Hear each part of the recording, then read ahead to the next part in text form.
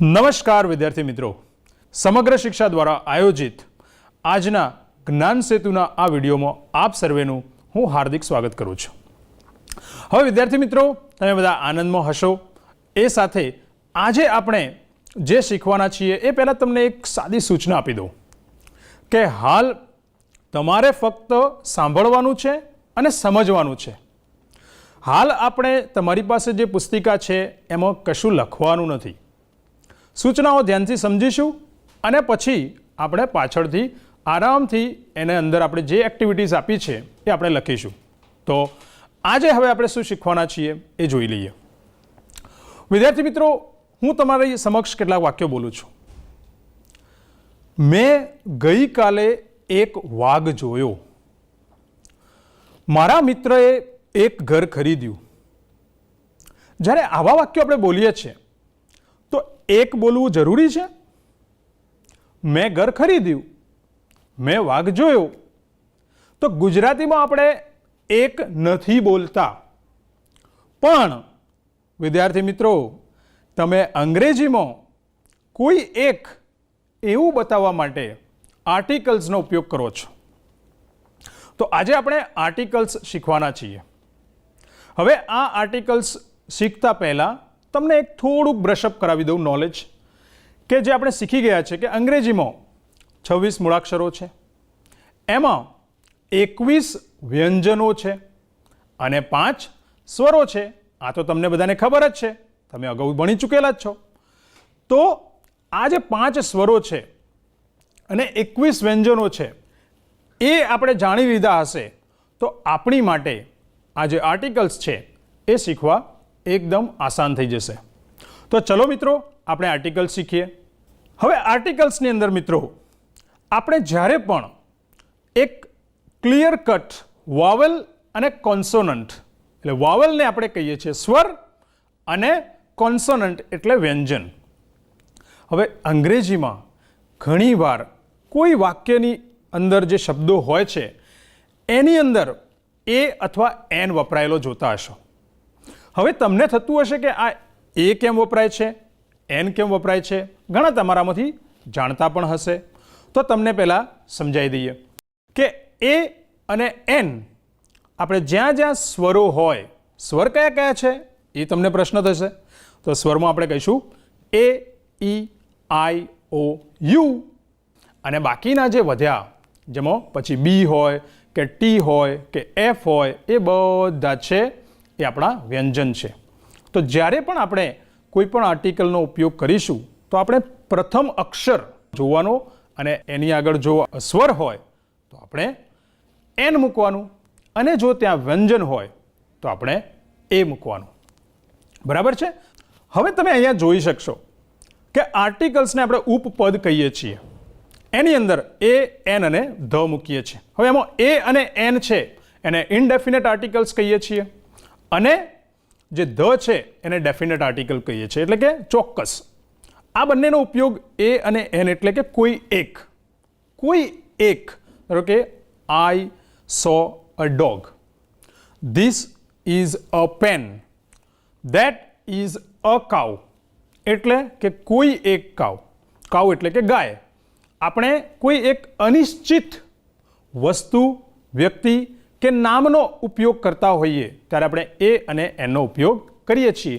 તમે આની અંદર જોશો કે 3rd અને 4th નંબરનું જે સેન્ટેન્સ છે એમાં ઓરેન્જની આગળ એન લગાવેલું છે। કેમ? તો તમે જોશો કે ઓ શબ્દ છે, જે ઓરેન્જનો પ્રથમ અક્ષર છે એ ઓ છે, એટલા માટે આપણે ત્યાં એન મૂક્યું છે। અને અમ્બ્રેલા છે જે 4th સેન્ટેન્સ છે એની અંદર અમ્બ્રેલાની પહેલાં આપણે એન મૂકવાનું છે। તો તમારે હાલ આપણે એ સમજવાનું છે કે હંમેશા એ છે એ વ્યંજનની આગળ આવશે અને એન છે સ્વરોની આગળ આવશે। હવે ક્યારેક એવું પણ બને છે કે જે શબ્દ છે એનો ઉચ્ચાર અલગ થતો હોય છે। ધારો કે એનું જે ધ્વનિ અથવા ઉચ્ચારણ છે એનો અલગ શબ્દ બનતો હોય છે। જેવી રીતે કે કેવા શબ્દો છે કે યુનિયન। હવે યુનિયન જેવો શબ્દ છે એ સ્ટાર્ટ તો યુથી થાય છે। તમે કહેશો કે સર યુ છે તો એ તો સ્વર છે તો એની આગળ એ મુકાય, પણ તમે એમાં જોશો કે યુ ય શેમાં આવશે? તો વ્યંજન છે. તો એવા કેટલાક શબ્દો છે જેવી રીતે કે યુનિયન છે, યુરોપિયન છે, અથવા 1 રૂપી નોટ. તો આપણે ONE, તો ઓ છે એ આમ સ્વર કહેવાય, પણ છતાંય આપણે એની આગળ અ મૂકીએ છીએ, કેમ કે એનો વ જેવો ઉચ્ચાર થાય છે. આવા કેટલાક શબ્દો છે એ આપણે થોડુંક સમજવાનું છે. બાકી અ હોર્સ, અ મેંગો, એવા તો ઉચ્ચાર આપણે વ્યંજનોની આગળ નોર્મલી જે મૂકતા હોઈએ છીએ એ જ જોવાનું છે. ઘણીવાર કેટલાક એવા શબ્દો હોય છે કે જેનો પ્રથમ અક્ષર એ સાયલન્ટ હોય છે, જેવી રીતે કે ઓનેસ્ટ. તો ઓનેસ્ટની અંદર એચ સાયલન્ટ છે, એવા આપણે ધ્યાન રાખીશું. હવે આપણે એ અથવા એન તો જોઈ લીધું, પણ ધ સાથે પણ આપણે થોડુંક બ્રશઅપ કરી લઈએ આપણું નોલેજ. ધ છે એ નિશ્ચિત આર્ટિકલ્સ, એને એક ડેફિનેટ આર્ટિકલ કહીએ છીએ, એટલે કે કોઈ નિશ્ચિત વ્યક્તિ કે વસ્તુનો નિર્દેશ કરવા વપરાય છે. ધારો કે પ્રથમવાર આવે તો એ અનિશ્ચિત વસ્તુ છે. એક એક્ઝામ્પલ આપણે સામે છે કે this is a mango, the mango is sweet. તો બીજી વાર આવ્યું એટલે કે નિશ્ચિત થઈ ગઈ, તો એનો બીજી વાર ઉપયોગ કરીશું તો આપણે ધ આર્ટિકલ મૂકીશું. બરાબર? આવી જ રીતે આપણે ધના પણ કેટલાક ઉપયોગો છે એ આપણે જોઈ લઈએ કે એક તો જે ધ છે એ એકવચન અને બહુવચન બંને પ્રકારના નામોની આગળ આવે છે, જ્યારે એ અને એન એ ફક્ત એક વચનમાં જ આવે છે. આ આપણે યાદ રાખવાનું છે. બીજું, ધની ખાસિયત એ છે કે કેટલાક એવા જે આપણા પૌરાણિક ગ્રંથો છે, જેવી રીતે કે રામાયણ છે, વેદસ છે, બાઇબલ છે, કુરાન છે, એની આગળ પણ આપણે ધ આર્ટિકલ મૂકીએ છીએ. એના સિવાય આપણે સન, મૂન, સ્કાય, અર્થ અથવા કોઈ ઓશન હોય એવાની આગળ આપણે ધ આર્ટિકલ મૂકતા હોઈએ છીએ. ચાલો, હવે મને લાગે છે કે આપણે ધ આર્ટિકલ વિશે ઘણું બધું શીખી ગયા છીએ, તો હવે આપણે એક્સરસાઇઝ તરફ પડીએ. સૌ પહેલી એક્સરસાઇઝ આપણે જોઈએ. હવે આપણે જે શીખ્યા છીએ એની એક્સરસાઇઝ કરવાની છે. તો હું તમને પહેલી એક્સરસાઇઝમાંથી જે પ્રથમ નંબરની ખાલી જગ્યા છે એ કરાવવાનો છું, અને બાકીની તમારે કરવાની છે. ચાલો, આપણે સૌથી પહેલાં જોઈ લઈએ કે કરવાનું છે શું. તો આની અંદર આપણે જે હાલ શીખ્યા એ, એન અને ધ, એની અંદરથી યોગ્ય શબ્દ મૂકીને ખાલી જગ્યા પૂરો. પ્રથમ ખાલી જગ્યામાં છે this is blank orange. Blank orange is big. હવે અહીંયા આપણે જોઈશું તો ઓરેન્જ શબ્દ છે, ઓરેન્જ, એનો પ્રથમ અક્ષર કયો છે? સ્વર છે કે વ્યંજન છે? તમે કહેશો કે સાહેબ તમે હમણાં તો બતાવ્યું કે AEIOU, એમાંથી ઓ આપેલો છે. તો તરત જ જે વિદ્યાર્થીએ ધ્યાન આપ્યું છે એને ખબર પડી ગઈ છે કે અહીંયા આપણે એન મૂકવાનો છે. તો આપણે અહીંયા મૂકીશું એન ઓરેન્જ. પણ બીજી વાર બ્લેન્ક ઓરેન્જ ઇઝ બિગ, ત્યાં તરત જ અહીંયા પણ એન મૂકીશું? ના. કેમ? તો આ તો બીજી વાર આવ્યો છે, તો જે શબ્દ બીજી વાર આવે છે એની માટે આપણે મૂકીશું the. The orange is big. તો આ થયું આપણું પ્રથમ ખાલી જગ્યા. તમને ખબર પડી ગઈ હશે કે આમાં શું કરવાનું છે. આગળના તમામ વાક્યો તમારે જાતે પૂર્ણ કરવાના છે. હવે ક્વેશ્ચન 2, એની અંદર આપણે શું કરવાનું છે? તો જે શીખી ગયા છે એ જ એના કરતાં પણ સહેલી એક્ટિવિટી છે. એ, એન અને ધમોથી યોગ્ય આર્ટિકલ મૂકવાનો છે. સૌથી પહેલો શબ્દ છે આપણી પાસે એપલ. તો અહીંયા આપણે એ, એન, ધમોથી શું મૂકીશું? તો તમે કહેશો કે સર પહેલો અક્ષર એ છે, તો આપણે અહીંયા મૂકીશું એન એપલ. બરાબર? તો બાકીના જે હવે જે છે કેટ છે, બુક્સ છે, આઈસ્ક્રીમ છે, ત્યાં આપણે એ મૂકીશું એન કે ધ, એ તમારે જાતે કરવાનું છે. તો તમે પણ એ એક્ટિવિટી જોજો કે અહીંયા કેટ છે, તો કેટમાં આપણે સ્વર છે પ્રથમ અક્ષર કે વ્યંજન છે? બુક્સ છે, એના અંદર પ્રથમ અક્ષર બી છે, પણ આ બહુવચન છે, તો આપણે યાદ રાખવું પડશે કે બહુવચનમાં આર્ટિકલ એ કે એન આવે. તો એ પણ અહીંયા આઈસ્ક્રીમ છે, પ્રથમ અક્ષર આઈ છે, તો આપણે એ જોઈશું કે આની અંદર આપણે એ મૂકવું કે એન મૂકવું. એ જ પ્રમાણે અહીંયા અમ્બ્રેલા, છત્રી છે, તો જે ચોમાસામાં આપણે યુઝ કરીએ છીએ ત્યાં આપણે પ્રથમ અક્ષર યુ છે, તો વ્યંજન મૂકીએ કે સ્વર મૂકીશું? એ જ પ્રમાણે સન આવ્યો. હવે આપણે તમને કેટલાક એવા સન છે, મૂન છે, એવા શબ્દોની આગળ આપણે શું મૂકતા હતા એ મેં તમને ત્યાં બતાવેલું જ છે. તો એ પ્રમાણે તમારે ત્યાં શું મૂકવાનું રહેશે એ તમે સમજી જજો. આગળ છે એરોપ્લેન. બધાને બેસવું હશે ને ભાઈ, કોઈ દિવસ એરોપ્લેનમાં બેસવાની ઈચ્છા હશે, તો એને પણ આપણે આર્ટિકલ એ આવશે કે એન આવશે કે ધ આવશે એ જોઈને તમારે કમ્પ્લીટ કરવાનો છે. એવી રીતે રોઝ છે, કાર છે, એલિફન્ટ છે, એમ દરેક શબ્દનું આપણે આગળ પણ જોતા રહીશું. હવે વિદ્યાર્થી મિત્રો, તમે જે જ્ઞાન સેતુનું આપણી જે આ પુસ્તિકા છે એની અંદરથી ઘણું બધું ભણી ગયેલા જ છો, એટલે આપણે ફક્ત બ્રશઅપ કરવાનું છે. આગળના ધોરણોમાં આ બધું જાણતા હશું તો જ આપણે આગળના કોન્સેપ્ટ જે આવશે, જે કોન્ટેન્ટ આવશે એને સરળ રીતે સમજી શકીશું. નહીં તો આપણને મુશ્કેલી પડશે. તો આપણે જેટલું બને એટલી આ જે એક્સરસાઇઝીસ અહીંયા આપી છે એને ચોક્કસ પૂર્ણ કરવાની છે. જ્યાં તમને લાગે કે અમને સમજણ નથી પડતી તો આપણે આપણા શિક્ષકને પણ મદદ લઈ શકીએ, આપણા મોટા ભાઈ બહેનની પણ મદદ લઈ શકીએ. બરાબર? ચાલો હવે ક્વેશ્ચન નંબર 3 આપણે આગળ વધીએ. અહીંયા તમે જોશો કે ઇન્સર્ટ આર્ટિકલ્સ વેરેવર નેસેસરી. જ્યાં પણ આર્ટિકલ્સની જરૂરિયાત હોય ત્યાં આર્ટિકલ્સ મૂકો અને વાક્ય ફરીથી લખો. તો હવે જેવી રીતે આપણે ત્યાં અલગ અલગ પ્રકારના વાક્યો જોયા હતા અને આર્ટિકલ્સ આવતા હતા, તમને ખબર છે કે એક વચન હોય તો એ શબ્દની આગળ આર્ટિકલ હોય જ છે અંગ્રેજીમાં. એવી રીતે તમને હું પહેલું એક વાક્ય છે એ એક શીખવાડું છું અને પછી જ આપણે જોઈએ છે કે તમારામાંથી કેટલા વિદ્યાર્થીઓ કરી શકે છે. ચાલો, પ્રથમ વાક્ય છે vote kind of bird is that. આ કેવા પ્રકારનું પક્ષી છે? તો વોટ કાઇન્ડ ઓફ બર્ડ, અહીંયા આ બર્ડ છે એ નામ છે. હવે એ નામની આગળ તમે જોશો કે કંઈ જ આપેલું નથી. તો અહીંયા તમારે પ્રથમ અક્ષર આપણે જોઈશું બર્ડનો કયો છે? બી. બીને આપણે શું કહીએ છીએ? વ્યંજન. તો વ્યંજનની આગળ આપણે શું મૂકીએ છીએ? તો તમે કહેશો કે એ. જો અહીંયા એ ઈ આઈ ઓ યુ હોત તો આપણે અહીંયા શું મૂકોત? એન મૂકોત. તો અહીંયા તમારે કોઈ એક પક્ષીની વાત ચાલે છે, ચોક્કસ પક્ષીની વાત નથી, કોઈ એક પક્ષીની વાત છે એટલે આપણે અહીંયા મૂકવું પડશે a bird. What kind of a bird is that.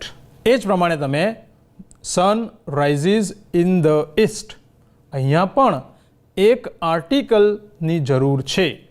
એ તમારે વિચારવાનું છે કે ક્યાં જરૂર છે અને એ તમારે ત્યાં મૂકવાનું રહેશે. Third, he looks as intelligent as fox. હવે તમારે વિચારવાનું છે કે જે નામો છે એમાં એક નામ છે, પ્રાણી હોય, પશુ હોય, પક્ષી હોય, પદાર્થ હોય, એ કયો છે? એની આગળ શું આર્ટિકલની જરૂર છે? તો હોય તો મૂકવાનું છે. હવે એ નિશ્ચિત આર્ટિકલ છે કે અનિશ્ચિત છે તો એ પણ આપણે જોઈશું. એ જ પ્રમાણે ચોથું વાક્ય છે કે ઇટ વોઝ ડિલિશિયસ કેક. ત્યાં પણ આપણે જોઈશું કે એ કયો શબ્દ છે કે જ્યાં આર્ટિકલ મૂકી શકાય છે અથવા નથી મૂકવાનો, તો એ જોઈને આપણે ચોથું વાક્ય પણ કરીશું. તો વિદ્યાર્થી મિત્રો, આ આપણે આર્ટિકલ્સની અંદર આપણે અલગ અલગ પ્રકારની પ્રવૃત્તિઓ જેમ કરીશું તો તમારે ધીરે ધીરે તમને આર્ટિકલ્સ અંગ્રેજીમાં ક્યાં મૂકવા અને ક્યાં ન મૂકવા એની સમજ દ્રઢ થતી જશે. હવે વિદ્યાર્થી મિત્રો, આપણે એક એવી એક્સરસાઇઝ કરવાના છીએ જેની અંદર એ, એન, ધ એને લગતી પછી કોઈ પણ ખાલી જગ્યા આવે તો આપણે સરળતાથી કમ્પ્લીટ કરી શકીએ. તો અહીંયા એક એવી એક્સરસાઇઝ તમારા માટે મૂકી છે. You can see that complete the sentences using a, n or the. a, n અને the નો ઉપયોગ કરીને આપણે આ 10 sentencesમાં આર્ટિકલ્સ લગાવવાના છે. ફર્સ્ટ સેન્ટેન્સ ચાલો આપણે જોઈએ. પહેલું, પિકાસો વોઝ ડેશ આર્ટિસ્ટ. હવે તમે અહીંયા જોશો કે મેં તમને સમજાયેલું છે કે always look at the first letter. ખાલી જગ્યાના પછી જે ફર્સ્ટ લેટર આવે છે એને આપણે જોઈશું તો એ છે. તો ત્યાં આપણે યાદ કરીશું કે વોવલ્સ આવશે, સ્વર છે, AEIOU. તો 5 વોવલ્સ આવે તો આપણે શું મૂકીએ છીએ? તમે તરત જ યાદ કરશો કે અહીંયા તો એન આવશે, તો અહીંયા આપણે એન મૂકીશું. Second sentence, he is blank honest man. ઘણા લોકો આનું ઉચ્ચારણ હોનેસ્ટ કરે છે. હોનેસ્ટ કરે તો પછી આપણે અ મૂકવો પડે. પણ આવું અંગ્રેજીની અંદર કેટલાક એવા શબ્દો છે જેનો ફર્સ્ટ લેટર હોય છે એ સાયલન્ટ હોય છે, એનું ઉચ્ચારણ કરવામાં આવતું નથી. ડાયરેક્ટ સેકન્ડ લેટર જે હોય એટલે અહીંયા ઓ છે તો ત્યાંથી આપણે ઉચ્ચારણ કરીએ છીએ. તો જો ઓથી ઉચ્ચારણ કરીએ તો ઓનેસ્ટ બને. તો ઓનેસ્ટ બને તો અહીંયા શું મૂકવું પડે આપણે? તો ફરીથી આપણે મૂકીશું an honest man. Right. Next sentence, I study at dash small university in London. હું લંડનની એક નાની યુનિવર્સિટીમાં ભણું છું. હવે કોઈ ચોક્કસ યુનિવર્સિટીનું નામ આપ્યું નથી. ચોક્કસ છે કોઈનું નામ? ના. તો અહીંયા કોઈ એક યુનિવર્સિટીની વાત છે. તો કોઈ એક યુનિવર્સિટી હોય તો આપણે ફક્ત એનો ફર્સ્ટ લેટર જોઈને એ કે એન આવતો હોય એ મૂકવાનો. અહીંયા ફર્સ્ટ લેટર કયો છે? એસ. તો એસ તો કન્સોનન્ટ છે આપણો, એટલે કે વ્યંજન છે. તો વ્યંજન માટે આપણે શું મૂકીએ છીએ? તો અ. અહીંયા આપણે મૂકીશું a small university in London. એ જ પ્રમાણે fourth sentence, we use to live in blank city centre. અહીંયા બ્લેન્ક આપી છે, સિટી સેન્ટરની વાત છે. સિટી સેન્ટર એક ચોક્કસ જગ્યા છે. તો અહીંયા ડેફિનેટ આર્ટિકલ આવશે. તો અહીંયા આપણે શું મૂકીશું? ધ સિટી સેન્ટર, કેમ કે સિટી સેન્ટર એક ચોક્કસ જગ્યા છે. Are you dash a teacher. અહીંયા ટીચર છે અને ટીચર કોઈ એક ટીચરની વાત છે, કોઈ ચોક્કસ ટીચરની વાત નથી. તો અહીંયા આપણે મૂકીશું આર યુ અ ટીચર. શું તમે એક શિક્ષક છો? આપણે ગુજરાતીમાં એક નથી બોલતા, પણ અંગ્રેજીમાં આપણે કોઈ એક એવું બતાવવા માટે એ કે એન મૂકીએ છીએ.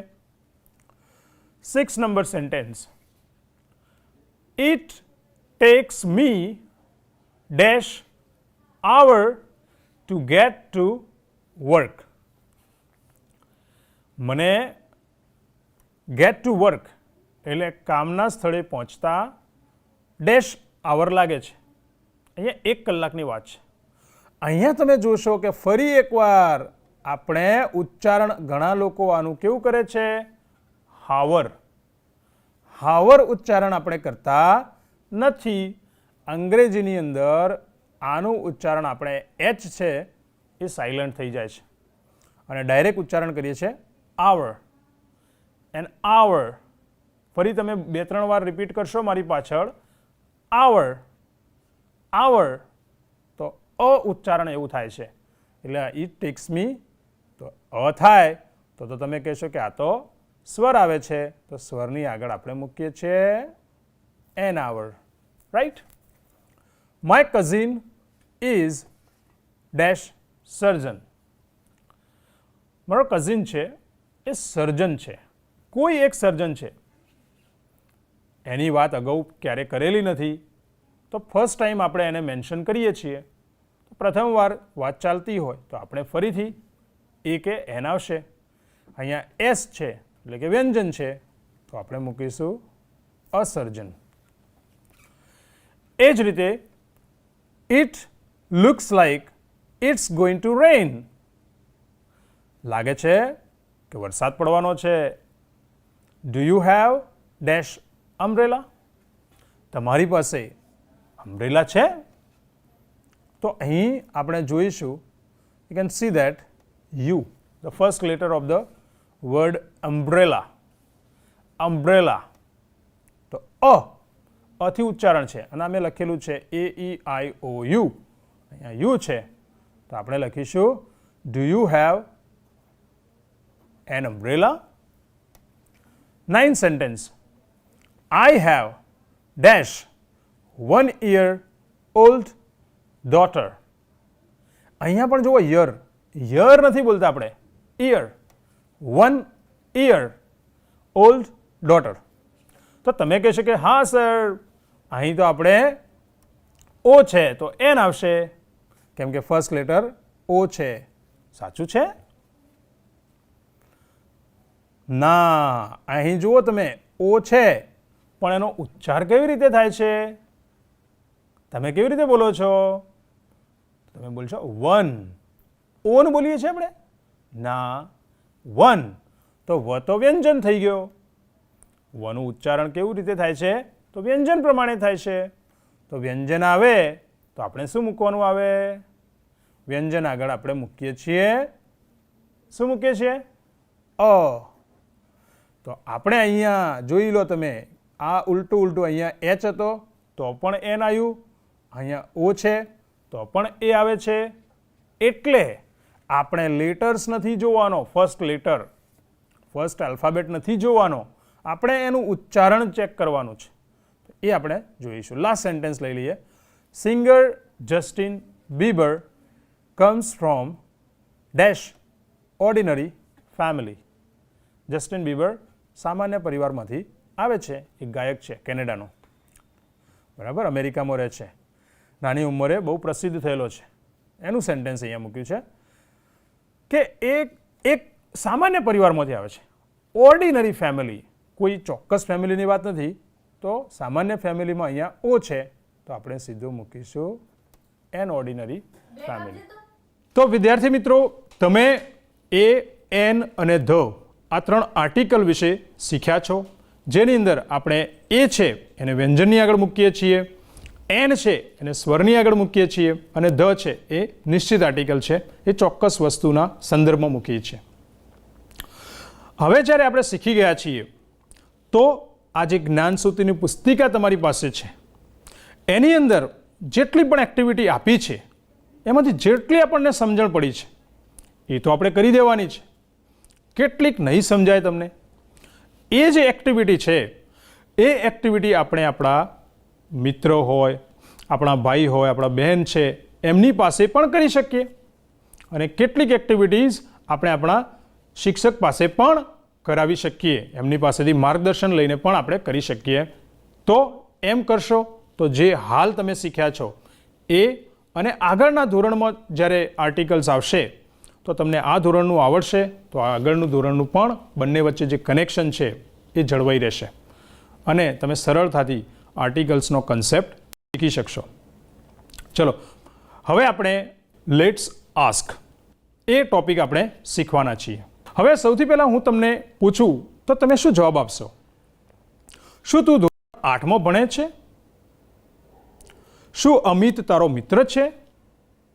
તો આવા જે પ્રશ્નો છે એના જવાબ તો હા કે નામ જ હોય છે. તો એને આપણે ઇઝ, આર, એમ એનાથી પ્રશ્નો બનાવતા હતા. પણ હવે જ્યારે આપણે ઊંડાણપૂર્વકની માહિતી માંગવાની હોય ત્યારે આપણે WHO અથવા WH થી શરૂ થતા જે પ્રશ્નો છે એનો ઉપયોગ કરીએ છીએ. તો આવા કેટલાક WH વાળા પ્રશ્નો આપણે આ પ્રકરણમાં શીખવાના છીએ. તો ચાલો મિત્રો શરૂ કરીએ. તો સૌથી પહેલાં લેટ્સ આસ્ક. હવે આપણે અહીંયા તમે જોશો કે આવા જે પ્રશ્નો છે, જેવી રીતે આપણે ચર્ચા કરી કે શું તમારા પિતા શિક્ષક છે? તો હા યા ના. તો એવા જે પ્રશ્નો છે એને ઇન્વર્ઝન ક્વેશ્ચન્સ કહીએ છીએ. તો વિદ્યાર્થી મિત્રો, આપણે આવા WH થી શરૂ થતા પ્રશ્નો જેને આપણે WH ક્વેશ્ચન્સ કહીએ છીએ, ચાલો એના વિશે થોડી જાણકારી મેળવી લઈએ. હવે સૌથી પહેલાં એમાં આપણે જોઈશું હુ એને આપણે WHO એવું લખીએ છીએ. એનો મતલબ થાય છે કોણ. આપણે જ્યારે કોઈ વ્યક્તિના સંદર્ભમાં કંઈ પ્રશ્ન પૂછવો હોય તો આપણે હુથી પ્રશ્ન પૂછીએ છીએ. Who is your father? તો આપણે કંઈ જવાબમાં કોઈ વ્યક્તિ જ આવે.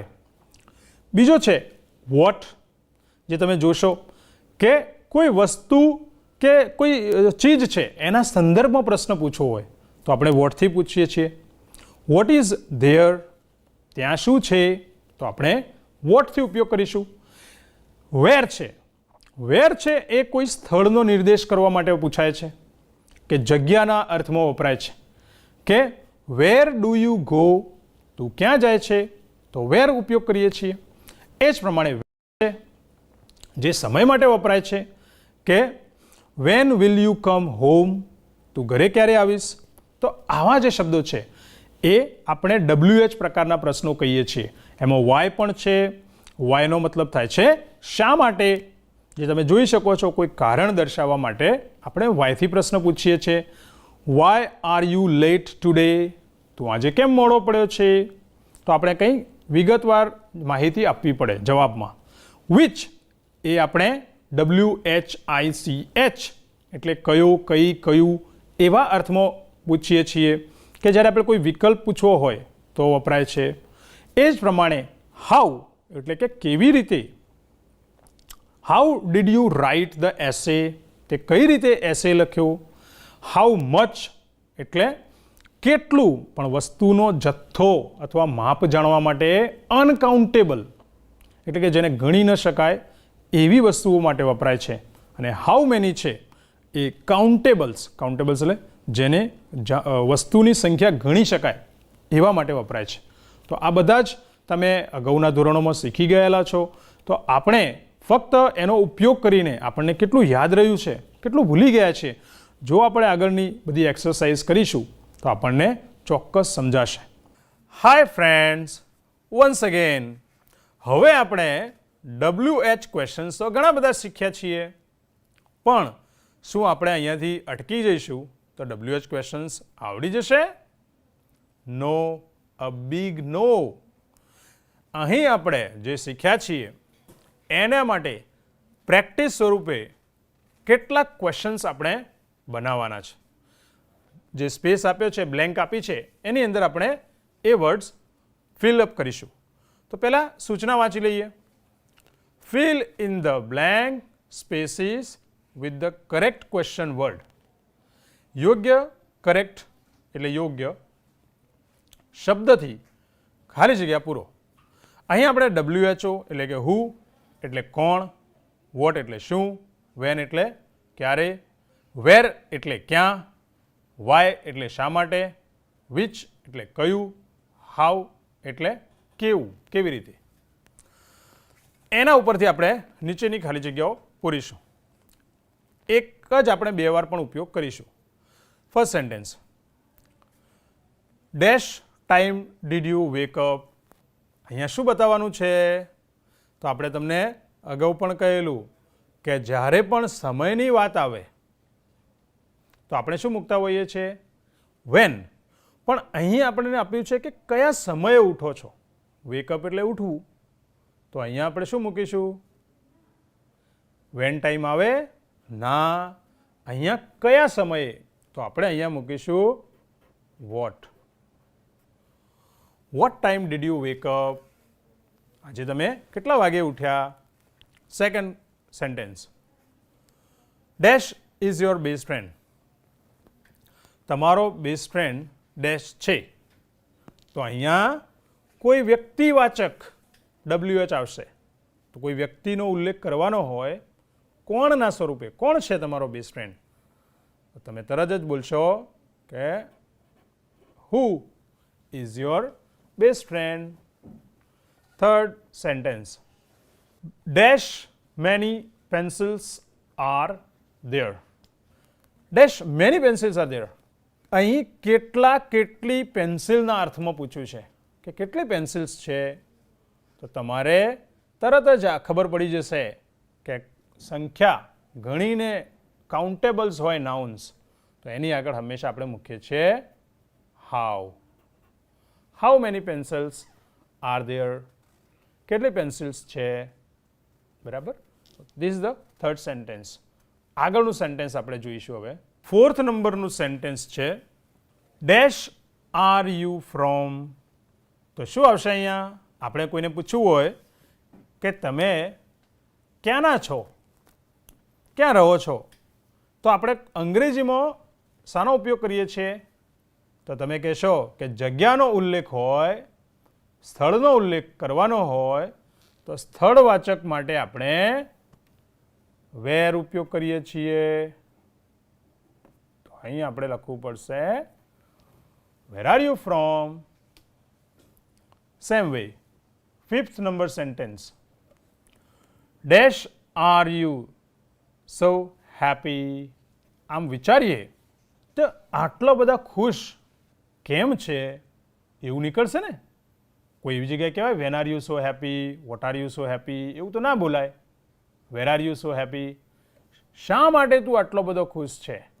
તો અહીં આપણે મૂકીશું why. Why are you so happy. હવે તમને 6, 7, 8, 9, 10 આ જે 5 ખાલી જગ્યાઓ છે એ તમારે કમ્પ્લીટ કરવાની છે, બરાબર મિત્રો. તો હવે આપણે WH વાળા જે પ્રશ્નો છે એ આપણે શીખવાના છે અને એનો ઉપયોગ કરીને આપણે નવા નવા વાક્યો બનાવવાના છે અને આન્સર આપવાના છે. ઘણી બધી મજાની એક્ટિવિટીઝ આવવાની છે. જો તમે WH સરખી રીતે શીખી ગયા તો અગાઉના બધા જ ધોરણોમાં તમારા માટે સૌથી વધુ પ્રશ્નો WH પ્રકારના આવશે. તો ચાલો આપણે WHના પ્રશ્નોનું દ્રઢીકરણ સરસ મજાનું થઈ જાય એના માટે એવી ઘણી બધી પ્રવૃત્તિઓ આ પાઠની અંદર છે એ આપણે કરીએ અને આપણું જ્ઞાન છે એને એકદમ દ્રઢ બનાવી દઈએ. ચાલો શરૂ કરીએ. Let's start now the first activity. You can see that, તમે જોઈ શકો છો કે પ્રથમ એક્ટિવિટીમાં આપણે શું કરવાનું છે? તો આ તો આપણા માટે બહુ જ આસાન છે. તમને ફક્ત આ જે શબ્દો આપેલા છે એને યોગ્ય ક્રમમાં ગોઠવીને લખવાના છે. હવે અહીંયા આપણા શબ્દો છે એ ઉલટા સુલટા મૂક્યા છે. એ ઇઝ ટેબલ ધેટ. એટલે આવું કોઈ પ્રશ્ન હોય? તો ના હોય. તો આને આપણે જ્યારે ગોઠવીશું તો એને યોગ્ય ક્રમમાં મૂકી શકીએ. તો કેવી રીતે મૂકીશું? તો પ્રશ્ન બનાવવા માટે આપણે, તમને ખબર હશે કે ઇઝ, એમ, આર, વોઝ, વેર જેવા શબ્દો આગળ જતા રહે. તો આપણે અહીંયા પહેલાં એને મૂકી દઈશું ઇઝ, અને આપણે એને પૂરું કરીએ. એક વાક્ય તમને બતાવું છું કેવી રીતે લખવું.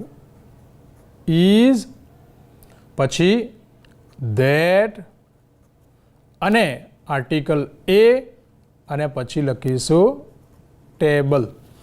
Is that a table? શું પેલું ટેબલ છે? તો આ જ પ્રમાણે તમારે જ્યારે WH વાળા પ્રશ્નો આવશે તો આગળના પણ વાક્યો એ પ્રમાણે બનાવવાના છે. બધા જ પ્રશ્નાર્થ વાક્યો છે તો તમારે WH હોય તો પ્રથમ મૂકીને આગળના વાક્યો જાતે બનાવવાના છે. ચાલો હવે આપણે આગળની એક્ટિવિટી જોઈએ. આપણે શું કરવાનું છે? અહીંયા પણ તમે જોઈ શકો છો કે fill in the blanks and complete the dialogue. હવે અહીંયા વોટ, હુ, વેન, વેર આ 4 શબ્દો આપેલા છે. વોટ એટલે શું, હુ એટલે કોણ, વેન એટલે ક્યારે, અને વેર એટલે ક્યાં.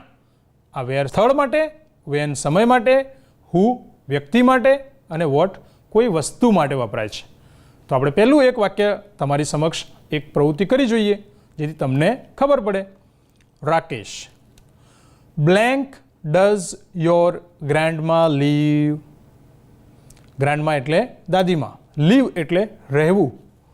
Mehul, she lives in Ahmedabad. તે અમદાવાદમાં રહે છે. તો અહીંયા અમદાવાદ આવ્યું એટલે કે સ્થળની વાત છે. તો સ્થળની વાત હોય તો આપણે કયું આવશે WH? તમે ચોક્કસ સમજી ગયા છો કે આપણે મૂકવું પડશે where. Where does your grandma live? ક્યાં રહે છે?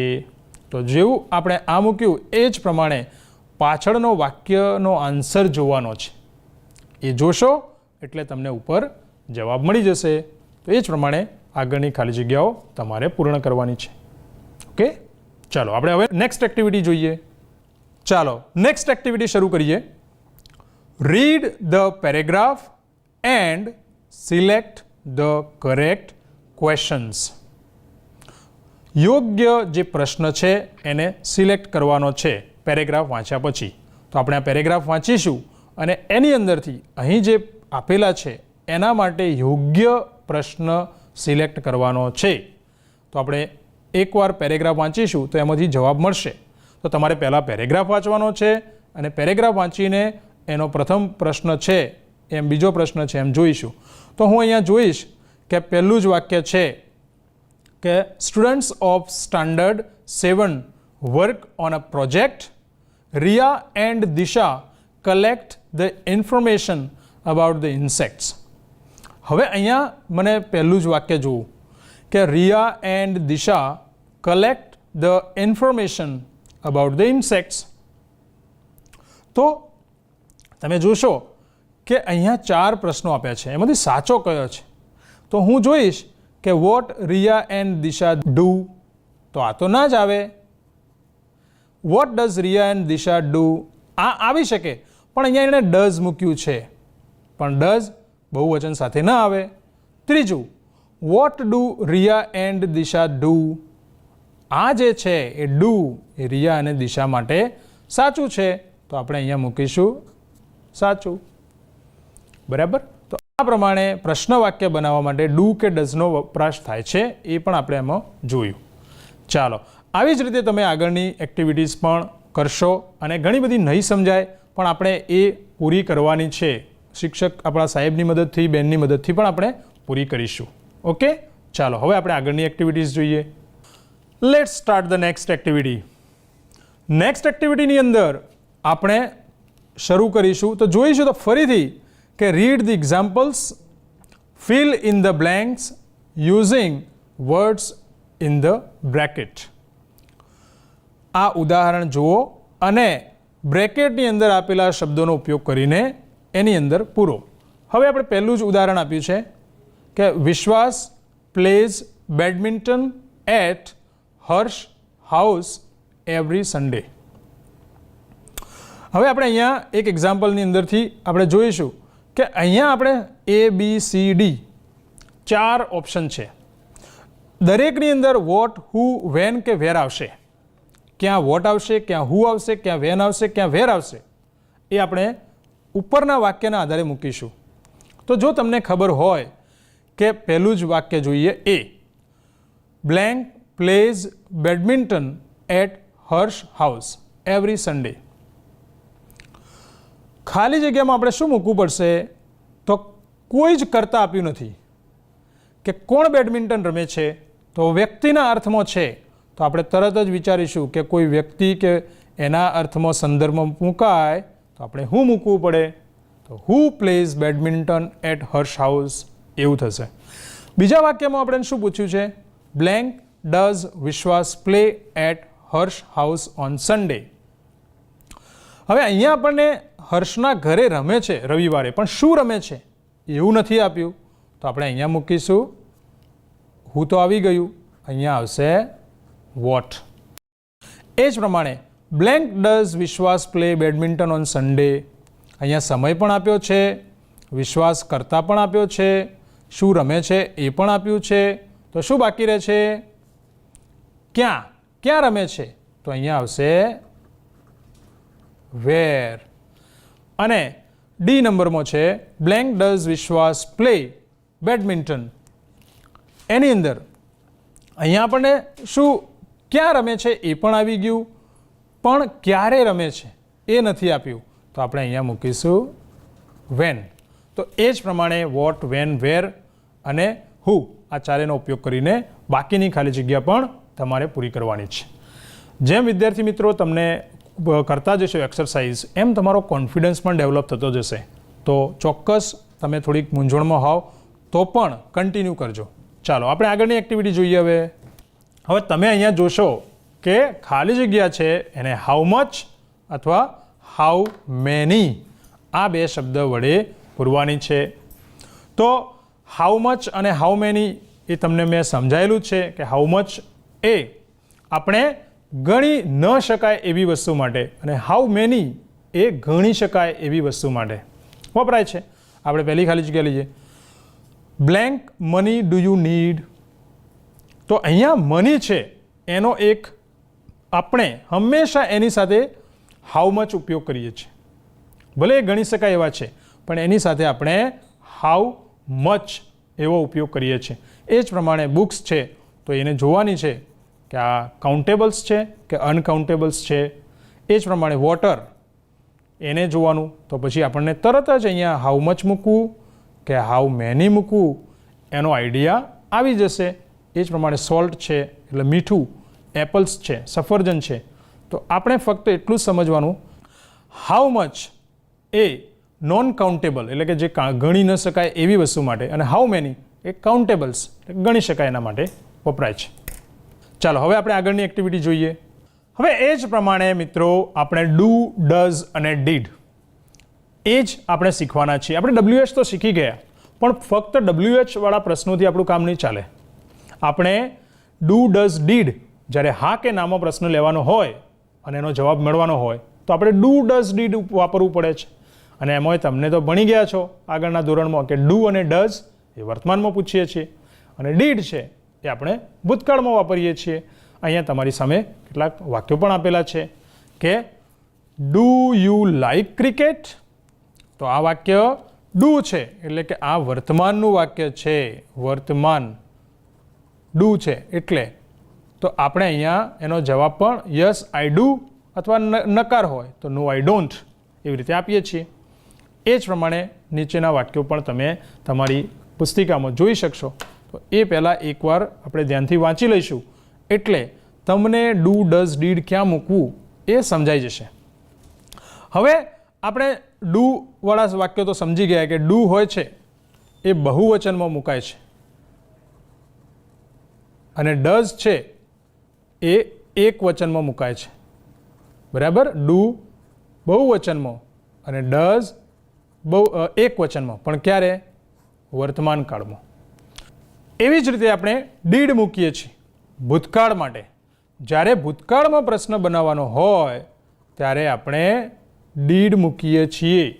તો ભૂતકાળ માટે ડીડ અને વર્તમાન કાળ માટે ડુ અને ડઝ.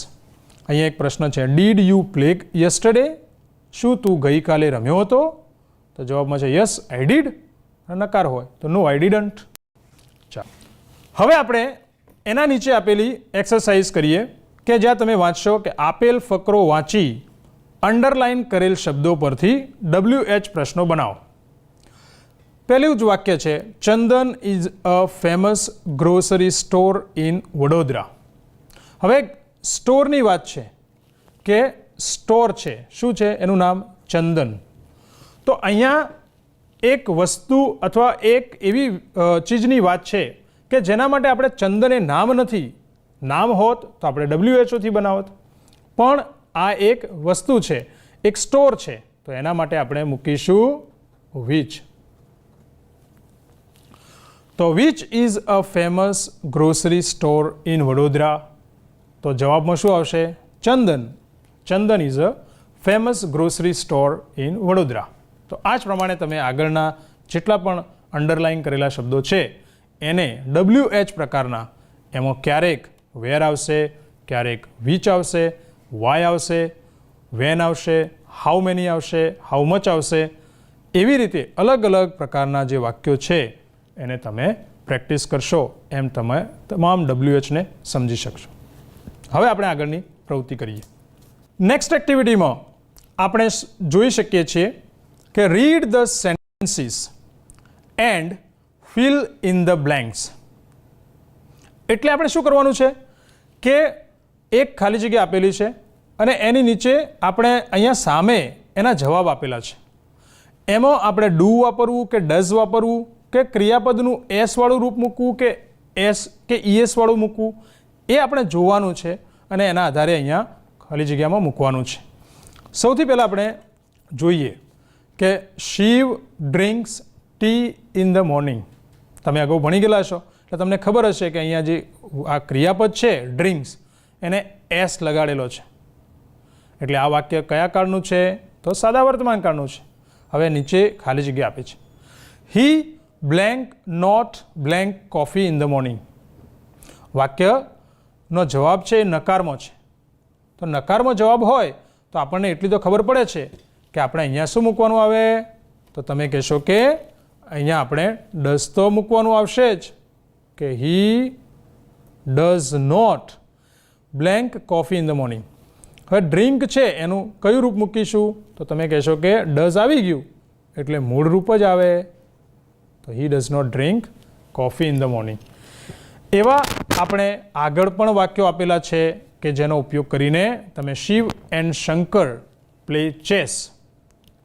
તો તમે અહીંયા પણ ધે, તો અહીંયા ધે સાથે ડુ મૂકવું કે ડઝ મૂકવું? ડુ તો મૂકેલું જ છે, પણ કયું રૂપ મૂકીશું એ આપણે આગળ મૂકવાના છે. તમે જેમ જેમ નેક્સ્ટ સેન્ટેન્સીસ કરતા જશો તો ડઝ ક્યાં આવશે, ડુ ક્યાં આવશે, એ તમારી સમજ પાકી થતી જશે. અને જ્યારે એકવાર તમે આ બધા સેન્ટેન્સ કરી લો છો એટલે પાછા આપણા મેડમ પાસે કે આપણા સાહેબ પાસે એનું આપણે એકવાર કરેક્શન કરાવી લેવાનું છે.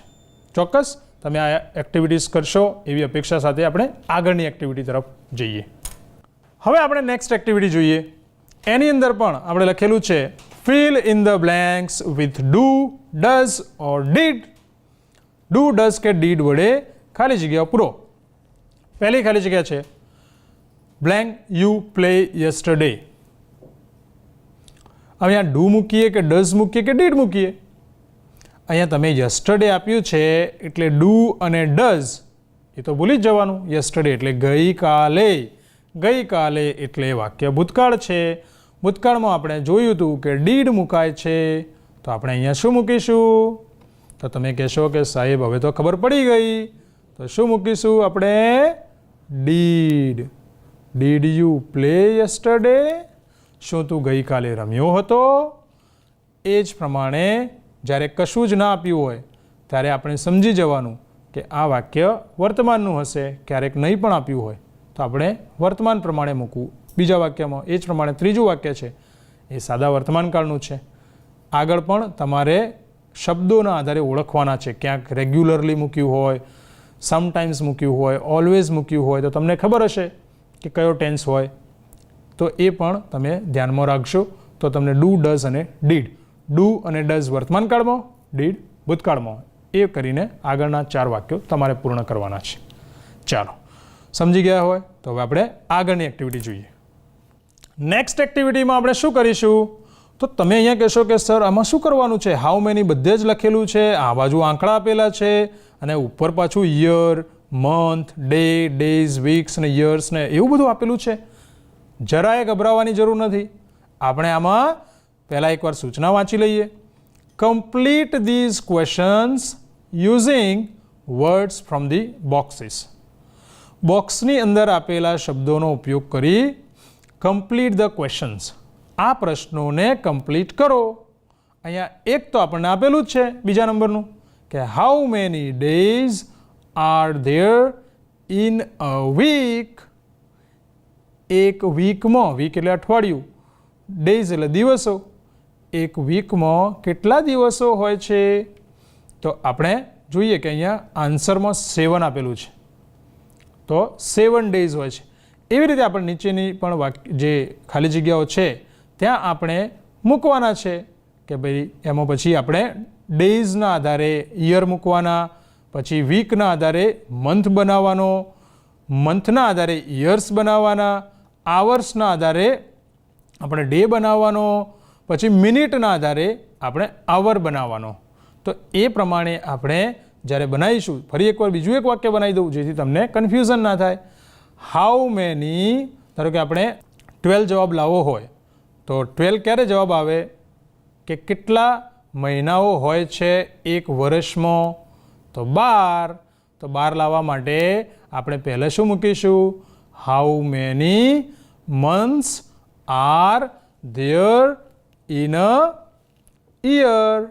How many months are there in a year. આવું મૂકવું પડશે. તો આપણે મંથ અને યર એ બે મૂકીશું તો આ વાક્ય સાચું ગણાશે.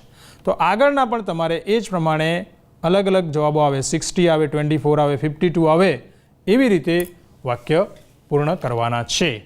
ચાલો, તમે સમજી ગયા છો તો આપણે આગળની એક્ટિવિટી તરફ જઈએ.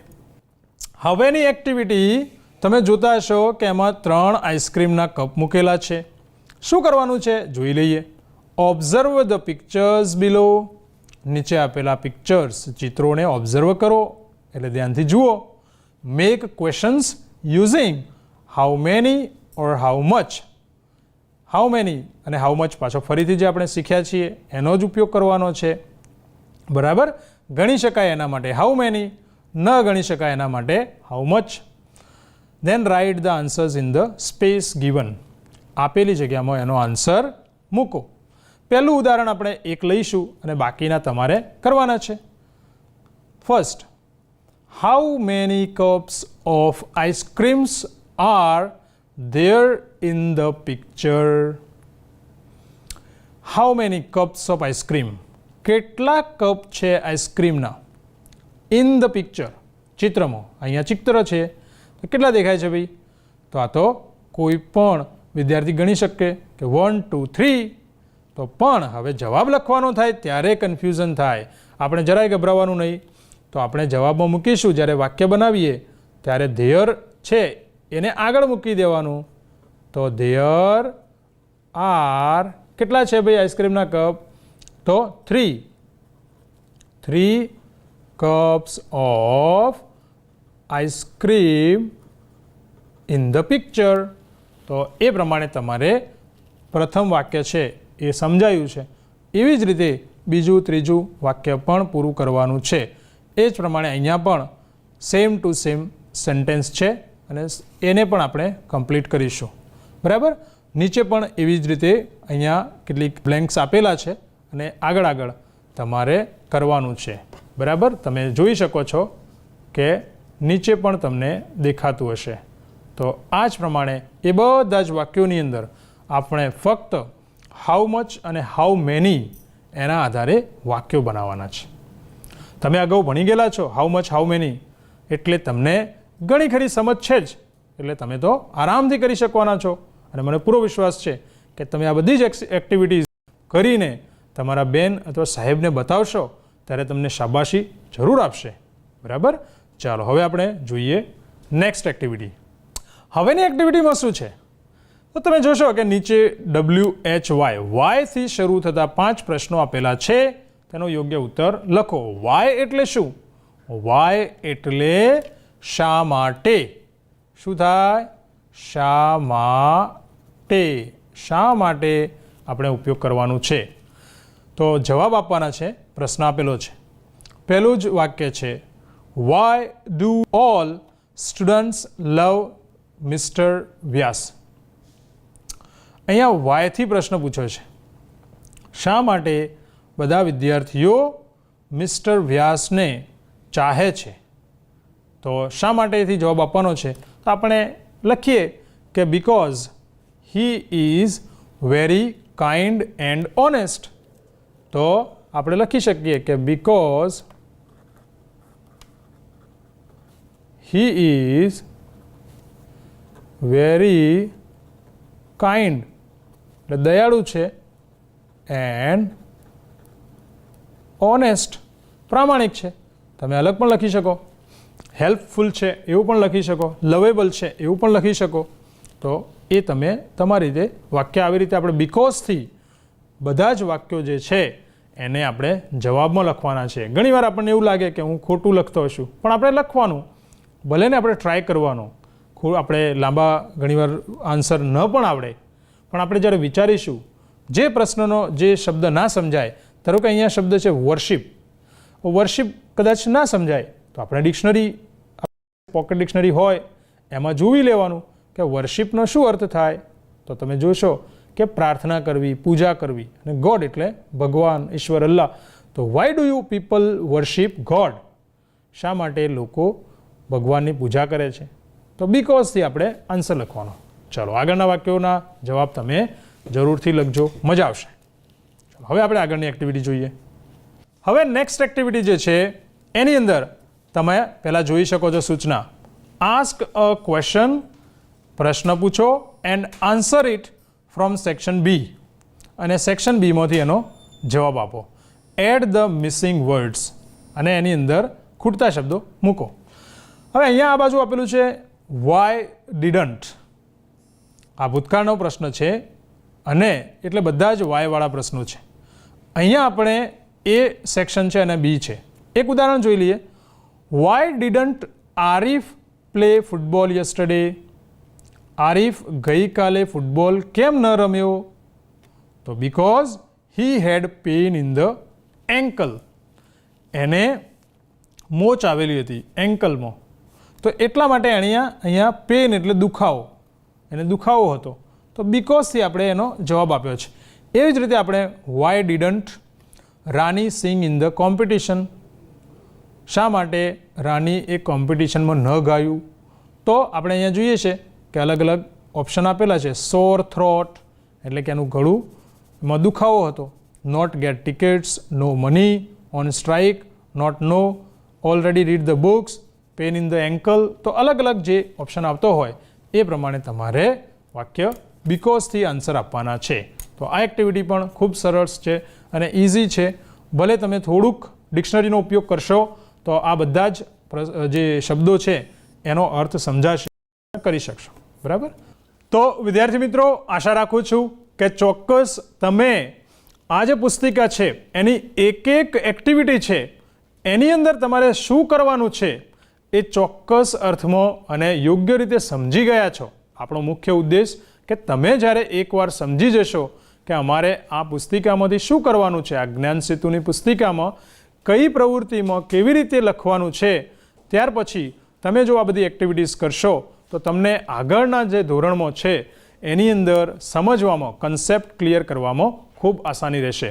આશા રાખું છું કે તમે બધા આનંદમાં હશો અને ચોક્કસ આપણા સાહેબ અને બેનની મદદથી અથવા આપણા ઘરના સભ્યોની મદદથી તમે આ જે પુસ્તિકા છે એને સંપૂર્ણ રીતે, યોગ્ય રીતે, ભલે ને ગ્રામેટિકલ એરર્સ આવે એની સાથે પણ પૂર્ણ કરીને જ્યારે આપણા સાહેબ કે બેન મંગાવે ત્યારે એમને બતાવશો અને એ તમને પાસે બોલાવીને શાબાશી આપશે અને આપણને બધાને ભણવાનો પણ આનંદ આવશે, શાળામાં જવું ગમશે. તો ચલો, રાખું છું કે આ જ રીતે તમે ભણતા રહેશો, આપણે બધા મળતા રહીશું.